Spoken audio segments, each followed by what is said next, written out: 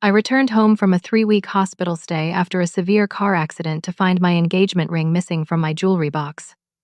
My mother, Catherine, coldly informed me they sold the $10,000 ring to fund my golden child brother Tyler's elaborate graduation party. When Catherine sneered that Tyler finally got what he deserved thanks to my sacrifice, I burst into laughter. Catherine demanded to know what was so funny, but her smug expression crumbled when I revealed the devastating truth about which ring they actually sold. 6 months earlier, everything seemed perfect in my world. David, my architect boyfriend of 2 years, had proposed to me on a crisp autumn evening in Central Park. I still remember the way the golden leaves swirled around us as he dropped to one knee, his voice shaking with emotion. But here's the thing that made me proudest of all. The ring wasn't from him. I had saved every penny from my graphic design job for 3 years to buy myself the vintage Art Deco engagement ring I'd been dreaming about since college. Working at a small creative agency in downtown Portland, I earned decent money designing marketing materials for local businesses. Every Friday, I deposited exactly $400 into my special savings account, watching the balance grow steadily toward my goal. I wanted financial independence in every aspect of my life, including my engagement ring. The antique jewelry store owner, Mrs. Henderson, had held the ring for me after I made the final payment. Platinum band with a stunning emerald-cut diamond, surrounded by smaller sapphires that caught the light like captured starlight. My family dynamic had always been complicated, though I tried not to dwell on it too much. Tyler, my younger brother at 25, had been the center of my parents' universe since the day he was born. While I worked after-school jobs and put myself through community college, Tyler received a brand new car for his 16th birthday and full tuition payments to a private university where he majored in party planning, literally, event management with a focus on entertainment. After graduation, Tyler started his own party planning business with $20,000 in startup money from our parents. The venture never turned a profit, but Catherine and Frank continued funding his lifestyle, paying for his downtown apartment, expensive clothes, and frequent weekend trips to Las Vegas with his friends. Meanwhile, I lived in a modest studio apartment above a coffee shop, taking the bus to work and cooking every meal at home to save money. The trouble started 3 months before my accident, when I noticed discrepancies in my bank statements. Small amounts at first, $50 here, $100 there, but enough to make me suspicious. I called the bank and discovered that someone had been making withdrawals using forged signatures on official withdrawal slips. The handwriting looked similar to mine, but something felt off about the letter formations. When I confronted my parents about the suspicious activity, Catherine became defensive and accused me of being paranoid. Frank, my father, avoided eye contact and mumbled something about identity theft being common these days. But I knew my family's financial habits too well.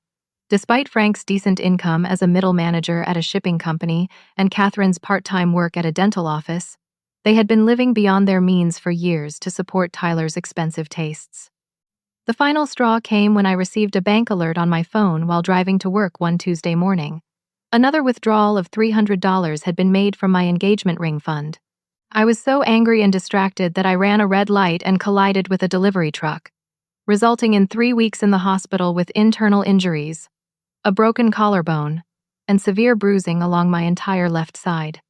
During those long days of recovery, drugged with pain medication and barely able to move, I had plenty of time to think about my family's betrayal. The nurses were kind, bringing me extra blankets and helping me call my insurance company. David visited every day after work, bringing flowers and books and sitting beside my bed while I dozed fitfully. But my parents only came twice in 3 weeks, claiming they were too busy with important family matters to spend time with their injured daughter. The second visit was when Catherine casually mentioned that they were planning something special for Tyler and needed to liquidate some assets to make it happen. She eyed my jewelry box sitting on the bedside table with a calculating expression that made my stomach turn. At that moment, I realized my engagement ring was in serious danger. My fears proved justified when Sandra, my elderly neighbor from the apartment upstairs, called during my final week in the hospital. Her voice carried concern mixed with confusion as she described the strange activity at my parents' house. Moving trucks had been parked in their driveway for 2 days, and a catering company had delivered elaborate floral arrangements and white folding chairs to their backyard. "Honey, I thought you should know," Sandra whispered into the phone, clearly trying not to be overheard. There's been a lot of commotion over there. Yesterday, I saw a wedding dress hanging in the upstairs window, and this morning, a DJ started setting up speakers on their back porch. Are your parents throwing some kind of celebration while you're laid up in that hospital bed? Wedding dress. The words hit me like ice water in my veins. Tyler had been dating Jessica Monroe for 2 years, but they'd never mentioned engagement plans. I immediately called my cousin Patricia, who lived across town but stayed connected to all the family gossip through her friendship with Catherine. "Oh, sweetie," Patricia said with obvious discomfort when I asked about the wedding preparations. "I thought you knew. Tyler and Jessica got married 3 months ago at the courthouse. Your mom swore me to secrecy because they wanted to surprise you with a big reception when you got better. 3 months ago, right around the time my bank account started showing mysterious withdrawals." My hands shook as I gripped the hospital phone, processing this information. "Patricia, how much has this reception cost? And why didn't anyone tell me Tyler got married?" The silence on the other end stretched uncomfortably long before Patricia finally spoke. Catherine said they needed about $15,000 to throw Tyler the wedding reception he deserved after such a simple courthouse ceremony. She mentioned something about selling some jewelry to cover the expenses. "Alison, I assumed you had agreed to help pay for it. $15,000. My engagement ring money, plus extra they'd stolen from my regular savings account." The betrayal cut deeper than my physical injuries. Tyler had secretly married his girlfriend while I was working overtime to save for my own future, and my parents had stolen my money to fund a party celebrating this deception. Over the next 2 days, I made careful phone calls to other family friends and relatives, piecing together the truth like a detective solving a crime. Aunt Margaret had attended the courthouse ceremony as a witness, sworn to secrecy. Uncle Robert had loaned Tyler his vintage car for the wedding photos. Cousin Daniel had taken professional pictures of the happy couple, paid for with money from my account. Everyone knew except me. While I lay broken in a hospital bed, my entire extended family had participated in covering up Tyler's secret wedding and the theft that funded their celebration. The isolation felt worse than the physical pain coursing through my injured body. The most devastating revelation came when I called Tyler directly, hoping he might show some guilt or remorse. Instead, he sounded irritated that I was bothering him during his busy week. "Look, Alison, Mom and Dad explained everything to me," he said with casual indifference. "You've always been the responsible one with money, so it makes sense that you'd want to contribute to my happiness. Jessica and I have been through a lot, and we deserve to celebrate our love properly. You'll understand when you're married and want your family to support your dreams too." The assumption that I should sacrifice my dreams for his happiness was breathtaking in its selfishness. Tyler had never worked a steady job, never saved money for anything important, and never considered how his choices affected other people. Yet somehow, my years of careful saving had become his entitlement to a lavish party. When I tried to explain that they'd stolen from me without permission, Tyler laughed dismissively. "It's not stealing when it's family helping family. Besides, Mom said you got that ring money too easily anyway. You should be grateful we found a way to put it to good use instead of letting you waste it on some overpriced piece of jewelry." The call ended with Tyler hanging up on me while I was mid-sentence, leaving me alone in my sterile hospital room with the crushing realization that my own brother felt zero remorse for participating in this betrayal. The nurse found me crying that evening and assumed my pain medication needed adjustment. I didn't have the energy to explain that some injuries can't be treated with medicine. David picked me up from the hospital in his pickup truck, carefully helping me navigate from the wheelchair into the passenger seat.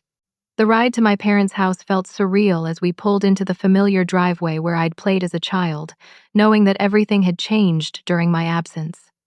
The yard still showed evidence of the recent celebration: scuff marks in the grass where tables had been placed and small holes where tent stakes had been driven into the lawn. Catherine opened the front door before we even knocked, her smile too bright and artificial. "Welcome home, sweetheart. Tyler and Jessica had such a beautiful reception last weekend. You should have seen how happy they looked dancing together under the string lights." The casual cruelty of describing the party funded by my stolen money while I was still using a walker to get around left me speechless. David's jaw tightened beside me, but he maintained his polite composure as we entered the house. What I saw inside made my stomach drop. My childhood bedroom had been completely transformed into a storage facility for Tyler and Jessica's wedding gifts. Boxes of china, crystal glassware, and silver serving pieces covered every surface, including my bed. The walls were decorated with enlargements of their wedding photos, showing Tyler in a tuxedo and Jessica in an elaborate white gown that probably cost more than I earned in 2 months. "Where am I supposed to sleep?" I asked Catherine, leaning heavily on my walker. "Oh, honey, you can use the couch for a few nights until we figure something out," she replied dismissively while rearranging gift boxes. Tyler and Jessica needed somewhere safe to store their presents until they move into their new place next month. Family helps family, you know. Frank appeared from the kitchen carrying a beer, his third based on the empties visible on the counter. He avoided looking directly at me, focusing instead on the television where a baseball game played with the volume turned low.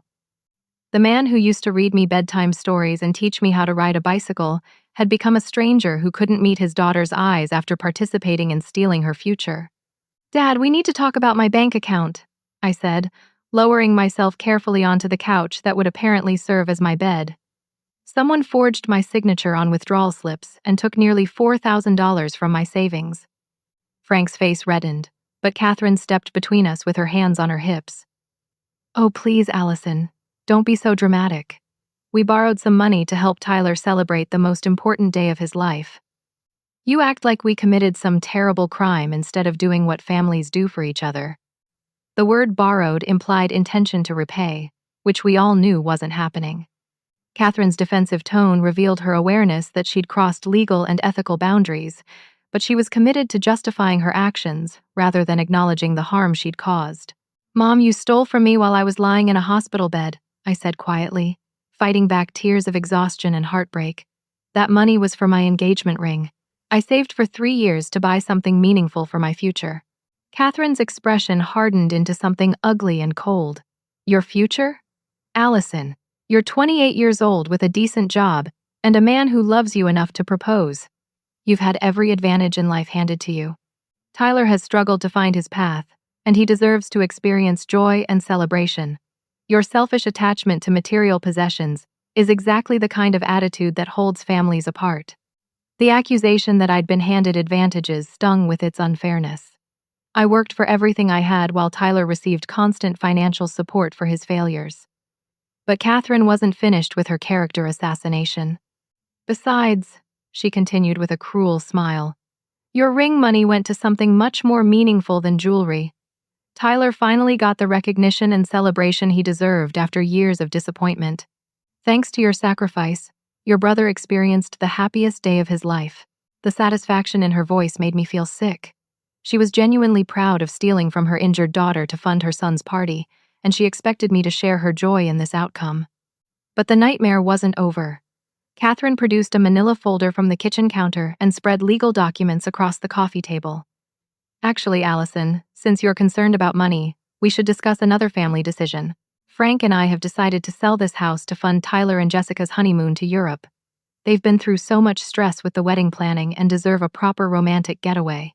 I stared at the real estate listing papers, recognizing the house I'd been paying the mortgage on for 5 years.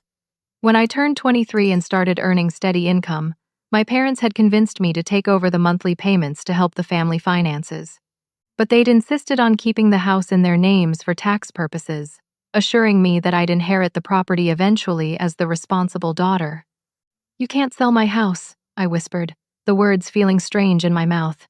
"I've been paying the mortgage for 5 years. This is my home." "Actually, sweetie, it's our house," Catherine corrected with false sweetness. "Your name isn't on any of the paperwork. We appreciate your help with the payments over the years, but we need to liquidate our assets to give Tyler and Jessica the honeymoon they deserve.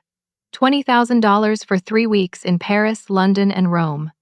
Can you imagine how romantic it will be?" I could imagine, actually. I could imagine my money funding their romantic dinners while I became homeless, staying on friends' couches or moving back into a tiny studio apartment at age 28. The legal documents confirmed my worst fears. I had no claim to the house despite years of payments, and my parents could sell it without my consent. At that moment, Tyler and Jessica arrived to collect more wedding gifts, laughing and holding hands like newlyweds in a romantic comedy.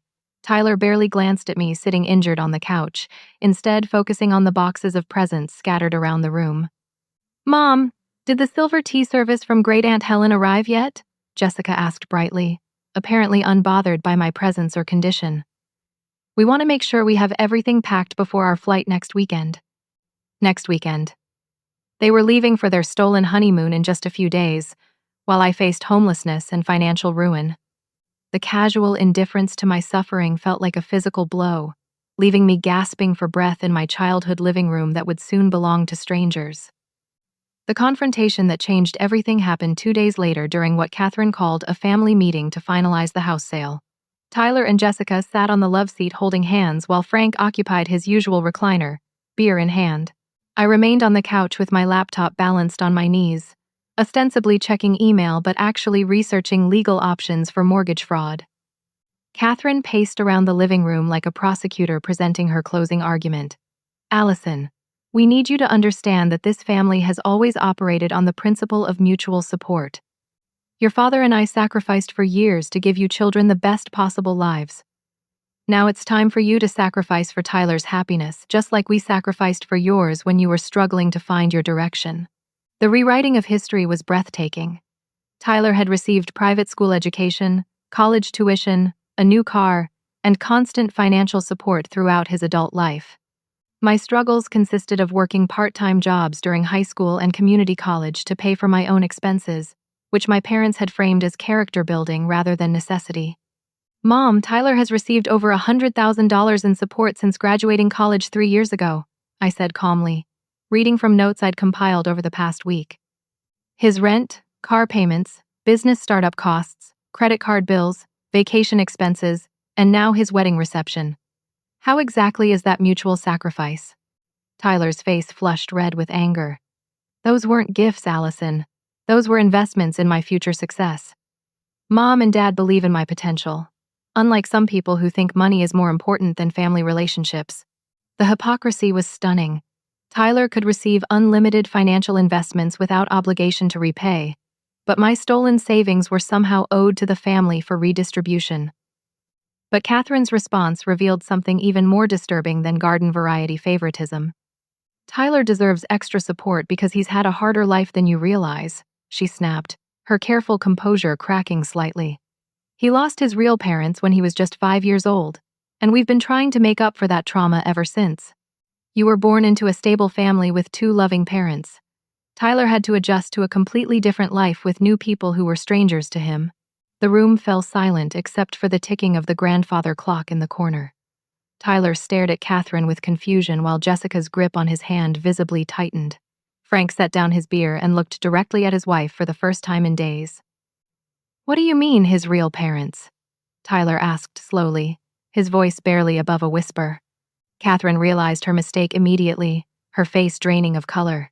I meant his birth parents, before we became his real parents through adoption. You know how much we love you, Tyler. You're our son in every way that matters. But the damage was done. Tyler's expression shifted from confusion to something approaching panic as he processed the implications of Catherine's slip. What happened to my birth parents? And why don't I remember them if I was 5 when they died? The questions hung in the air like smoke from a fire that couldn't be extinguished. Frank finished his beer in one long gulp and stood up from his chair.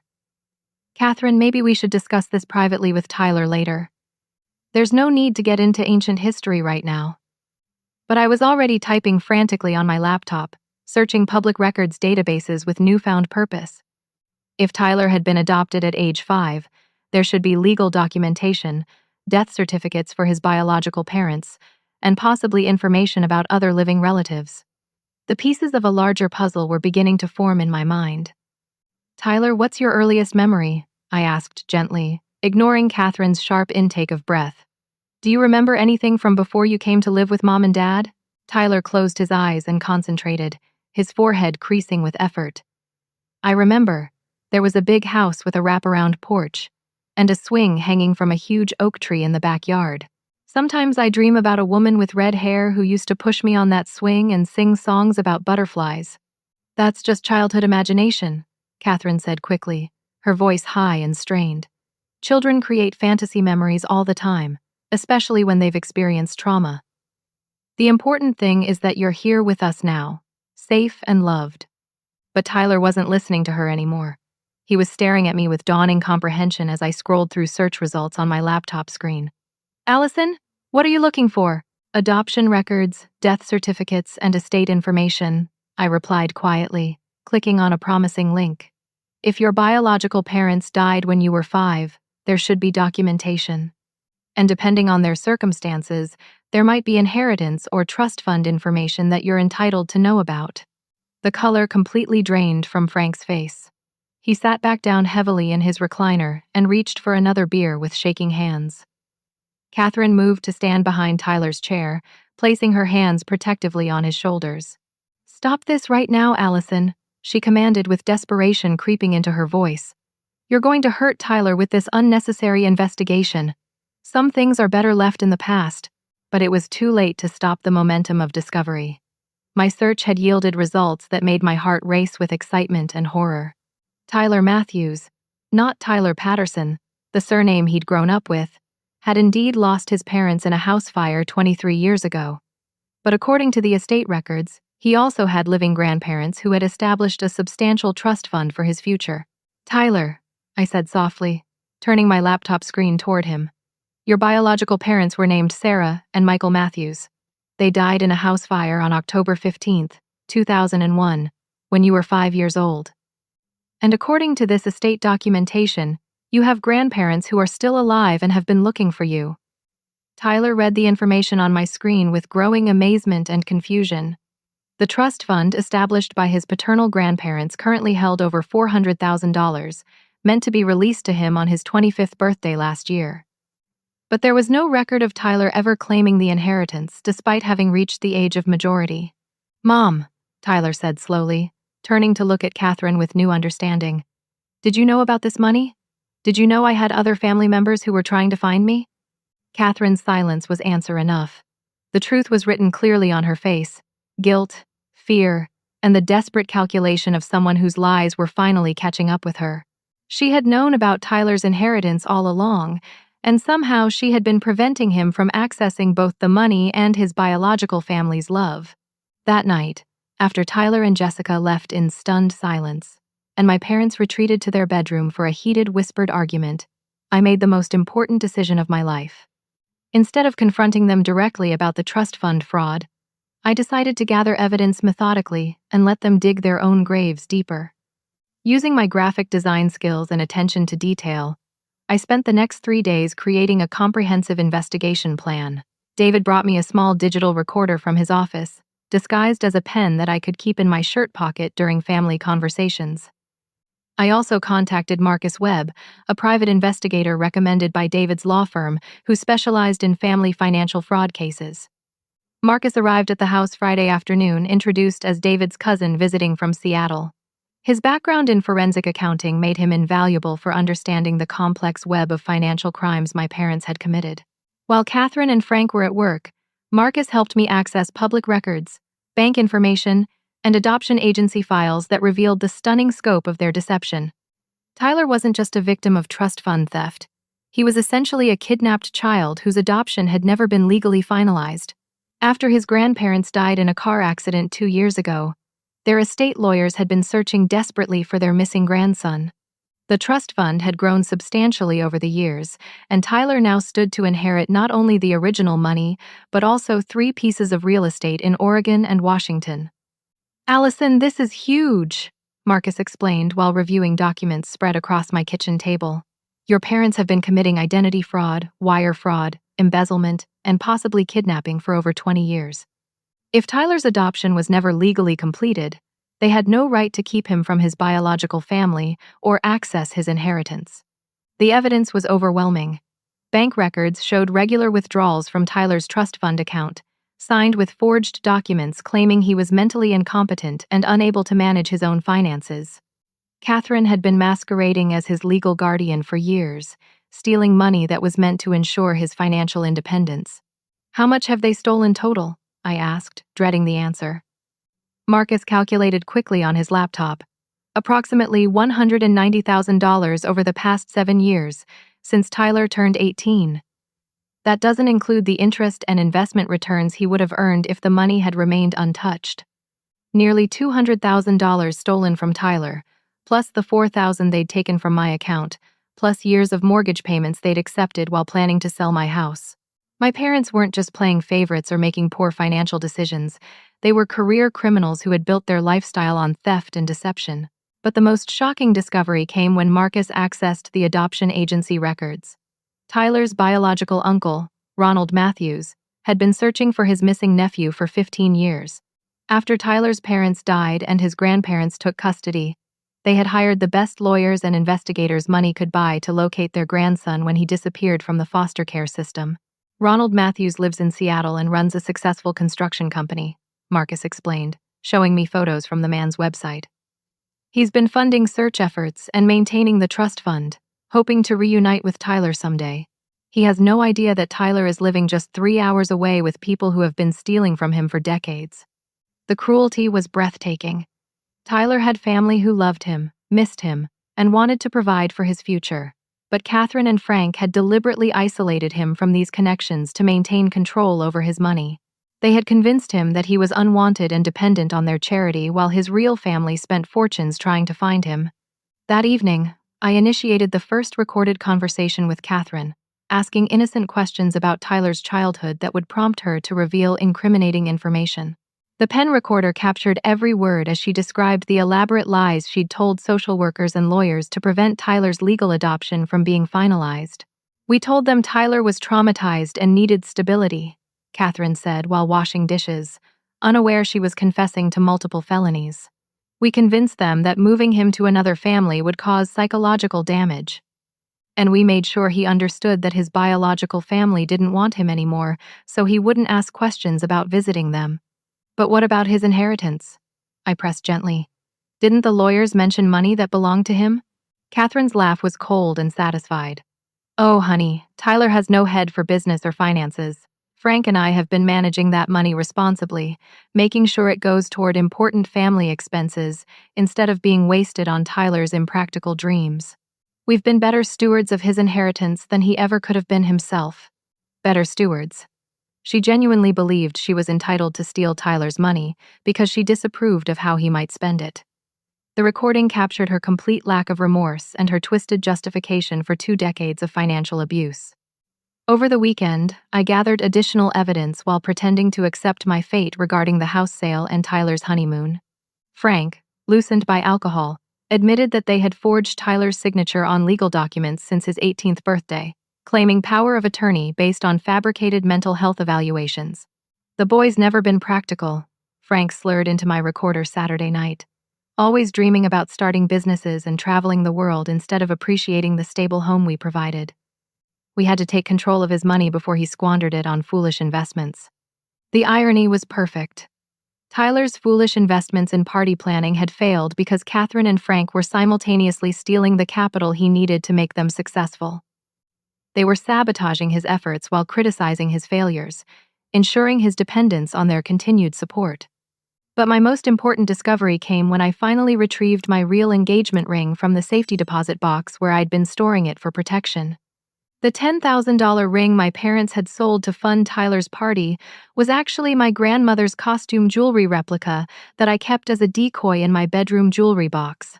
The real ring had been safe all along, waiting for me to claim it when I was ready to start my genuine new life.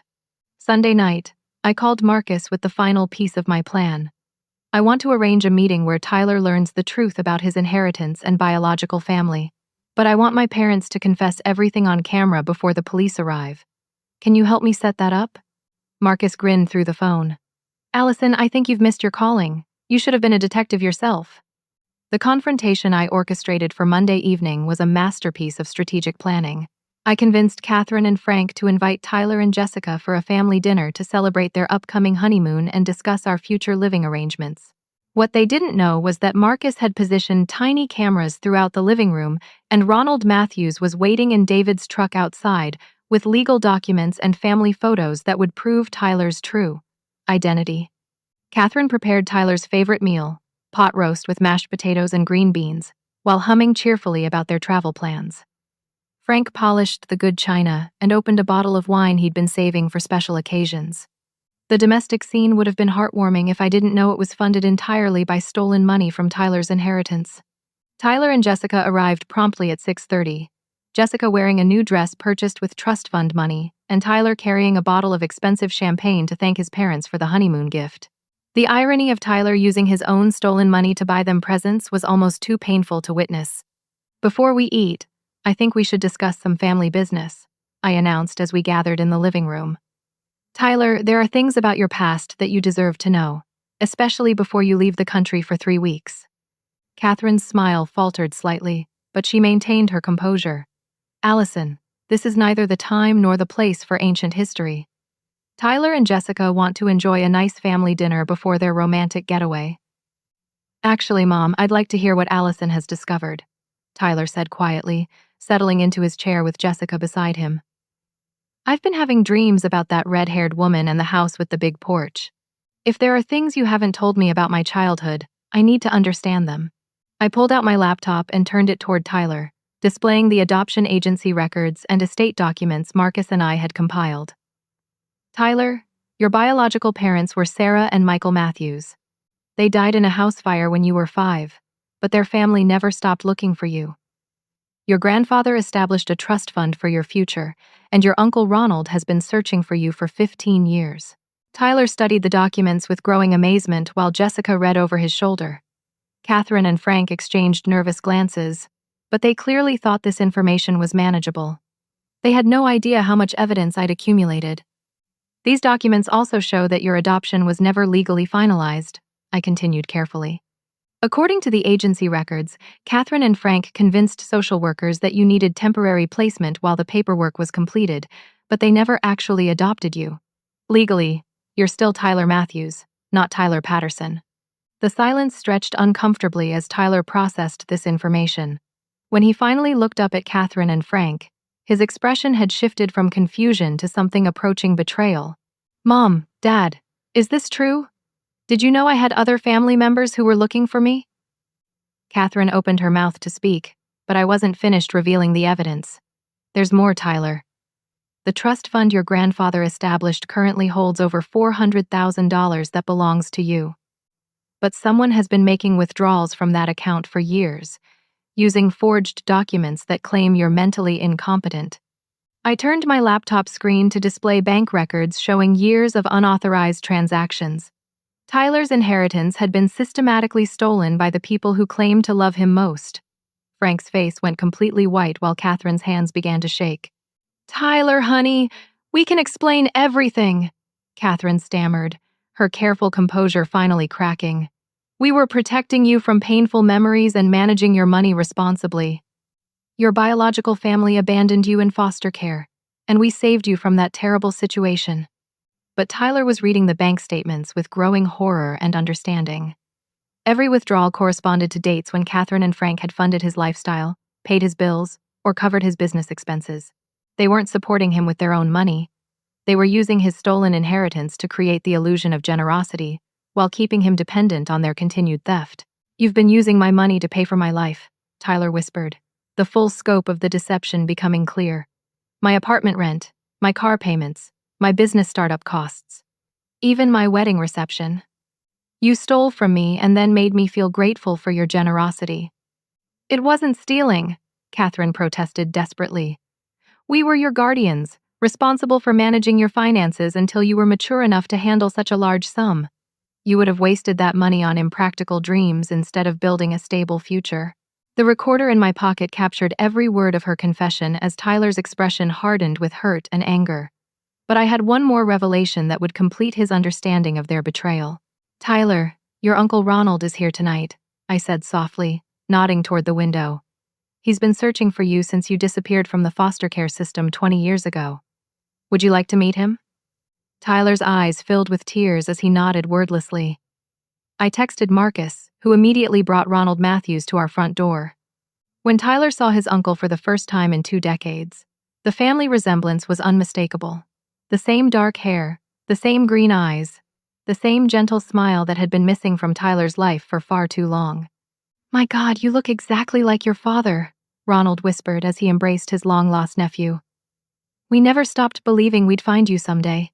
The reunion was beautiful and heartbreaking, but it was interrupted by Jessica's sharp intake of breath as she processed the legal implications of these revelations. Tyler, if your adoption was never finalized, our marriage might not be valid. You've been using a false identity for years. Her practical concern revealed something ugly about her motivations. While Tyler was overwhelmed by meeting his biological family, Jessica was calculating how this information might affect her financial security. The woman who had claimed to love Tyler for better or worse was suddenly worried about the legal technicalities of their relationship. Actually, Jessica, there's something else you should know, I said, pulling out my final piece of evidence. Marcus discovered that you've been in contact with Catherine about Tyler's trust fund for months. Your marriage wasn't a romantic surprise. It was a carefully planned strategy to gain legal access to his inheritance through spousal rights. The bank records Marcus had uncovered showed that Jessica had been meeting with Catherine since last Christmas, planning Tyler's courthouse wedding and calculating how to access his money more efficiently through marriage. Their love story was actually a financial conspiracy designed to steal Tyler's inheritance more effectively. Tyler stared at Jessica with dawning comprehension as she struggled to deny the evidence. You knew about the money all along. You married me to help them steal from me. Tyler, I love you, Jessica protested weakly. The money doesn't matter to me. I married you because I wanted to spend my life with you. But her protests rang hollow in light of the evidence. Text messages between Jessica and Catherine revealed detailed discussions about accessing Tyler's inheritance and using the stolen money to fund their lavish lifestyle. Even their pregnancy announcement was strategically timed to pressure Tyler into marriage before he could discover the truth about his finances. At that moment, Marcus appeared in the doorway with 2 police detectives who had been briefed on the evidence we'd compiled. Catherine and Frank were about to be arrested for multiple felonies.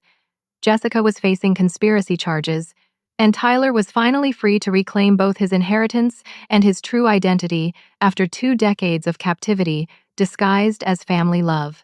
The arrests happened quickly and efficiently.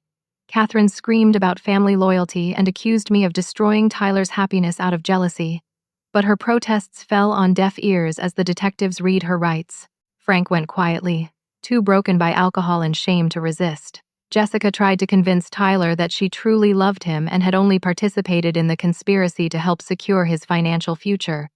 But he was done believing lies from people who claimed to care about him. Within 72 hours, Catherine and Frank were formally charged with multiple felonies including fraud, embezzlement, identity theft, and child endangerment. The evidence was overwhelming. Bank records, forged signatures, recorded confessions, and testimony from adoption agency officials who had been searching for Tyler for decades.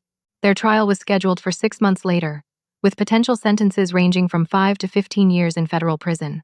Tyler's legal name was restored to Tyler Matthews, and he gained immediate access to his trust fund and family property. But more importantly, he began building relationships with his biological family, who welcomed him with unconditional love and support. Ronald introduced Tyler to cousins, aunts, and family friends who had been mourning his disappearance for 20 years. They shared photo albums, family stories, and memories that helped Tyler reclaim his stolen childhood. The financial restitution was substantial. Catherine and Frank were ordered to repay every penny they had stolen from both Tyler and me, plus interest and damages totaling over $300,000. The house was signed over to me as partial compensation, and Tyler insisted on contributing to my legal fees despite my protests. He understood that my investigation had saved both of us from continued exploitation. Jessica filed for divorce within a month, claiming their marriage was invalid due to Tyler's identity issues. But Tyler felt only relief at ending a relationship built on deception. Her pregnancy turned out to be fictional, another manipulation tactic designed to pressure him into marriage and legal vulnerability. The woman who had claimed to love him had been systematically lying about every aspect of their relationship. David proposed to me again on Christmas Eve, this time with a ring he designed himself using sapphires that matched my grandmother's authentic engagement ring. Our wedding was small and intimate, funded entirely by the restitution money Catherine and Frank were forced to pay. Tyler walked me down the aisle, and Ronald served as David's best man. We were creating a new definition of family based on love and honesty instead of obligation and theft. I started my own graphic design company specializing in helping fraud victims rebuild their lives and identities. Working with law firms and victim advocacy groups, I created websites, business cards, and marketing materials for people who needed to establish new professional reputations after escaping financial abuse. The work was emotionally rewarding and financially successful, allowing me to build security through my own efforts rather than depending on family support. Tyler used his inheritance to start a legitimate event planning business focused on helping other adoptees and foster children celebrate life milestones. His first-hand experience with family trauma gave him unique insight into creating meaningful celebrations for people who had been denied traditional family support. Within 2 years, his company was thriving and employing 6 full-time staff members. But the most meaningful change was our relationship as siblings. For the first time in our lives, Tyler and I connected as equals without the toxic dynamic of competition for parental approval. We met for coffee every Sunday morning to discuss our businesses, our relationships, and our shared healing process. Tyler was grateful that my investigation had revealed the truth, even though it was painful, because it freed him from a lifetime of believing he was worthless and dependent on other people's charity. The court case concluded with Catherine receiving 12 years in federal prison and Frank getting 8 years for his cooperation with prosecutors. They would be eligible for parole after serving minimum sentences, but their crimes had permanently destroyed their relationships with both Tyler and me. Sometimes the people who claim to love you most are actually the ones causing the most damage to your life. Tyler and I both entered therapy to process the complex trauma of growing up in a household where love was conditional on financial exploitation. We learned that healthy families protect and empower each other, instead of competing for resources and approval. The stolen engagement ring money had ultimately led us both to freedom from toxic relationships that were poisoning our futures. 6 months after our wedding, David and I bought a house 3 blocks away from Tyler's new home. We host dinner parties where Tyler brings his girlfriend, Sarah, a social worker who understands the importance of chosen family bonds. Ronald visits monthly and shares stories about Tyler's parents that help him remember the love he lost as a child. We're building the family connections that should have existed all along. The fake engagement ring that Catherine sold for Tyler's wedding reception turned out to be worth exactly $15 at a pawn shop. She had bragged about getting $10,000 for it, but the buyer quickly realized it was costume jewelry and demanded his money back.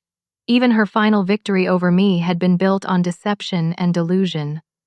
I still wear my grandmother's authentic engagement ring as a symbol of real family love that protects and nurtures instead of exploiting. The true value was never in the diamonds or platinum, it was in the intention behind the gift and the relationships it represented.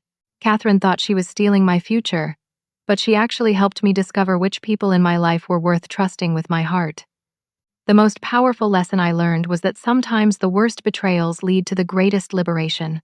When toxic people reveal their true nature, they give you permission to build better relationships with people who actually deserve your love and loyalty. Tyler and I both lost the parents we thought we had, but we gained the family we actually needed to flourish and thrive. Now, when I look back at that moment when I laughed upon learning about the stolen ring, I understand why I found it so funny. Catherine thought she had won by taking my most precious possession, but she had actually freed me from the illusion that family connections are more important than personal integrity. Real love doesn't require sacrifice from the people you claim to care about. It requires sacrifice of your own selfishness to protect their dreams and dignity. Have you ever experienced a situation where someone's betrayal actually turned out to be a blessing in disguise? I'd love to hear your stories in the comments below about how you discovered the difference between toxic family dynamics and healthy relationships. Please like this story if it resonated with you. Subscribe for more content about overcoming family trauma, and share it with anyone who might need encouragement to stand up for themselves against financial abuse. Thank you for listening to my journey, and I hope it inspires you to value yourself enough to demand the respect and honesty you deserve in all your relationships. Remember that your worth isn't determined by how much you're willing to sacrifice for other people's happiness. It's determined by how courageously you protect your own dreams and dignity.